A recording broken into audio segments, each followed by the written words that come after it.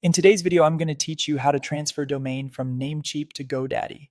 Before we start, a quick heads up on timing and requirements. Domain transfers follow ICANN rules, so your domain must be at least 60 days old and not recently locked by a contact change.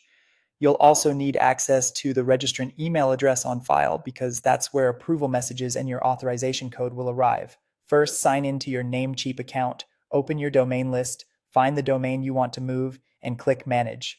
In the domain settings, head to the Sharing and Transfer tab. Here, make sure domain lock is turned off. The lock prevents unauthorized moves, but it has to be disabled for a transfer to proceed. Next, temporarily turn off domain privacy or WhoisGuard. If it's enabled, this allows the gaining registrar to verify contact details and send the right emails. Don't worry, you can re-enable privacy after the transfer completes at GoDaddy. Now request your EPP code, also called the authorization code. Click Get EPP code and have it sent to your registrant email.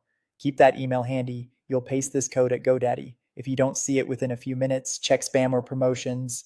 Switch over to GoDaddy and open their domain transfer page. Enter your domain name exactly as it appears, then click Transfer. Follow the prompts to proceed to checkout and pay the transfer fee. This fee typically includes a 1-year extension of your current registration, which will be added after the transfer succeeds. When prompted, paste the authorization code you received from Namecheap, submit it to confirm you're the domain owner and to kick off the transfer process. GoDaddy will send a verification email, open it, and approve the transfer to speed things up. You may also receive a confirmation email from Namecheap. Approving there can accelerate the move. If you don't take action, the transfer generally auto-approves within 5 to 7 days, which is normal.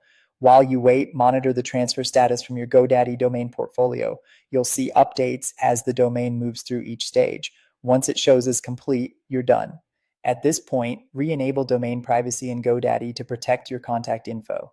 If your website and email use external DNS or custom name servers, they should stay online during the transfer.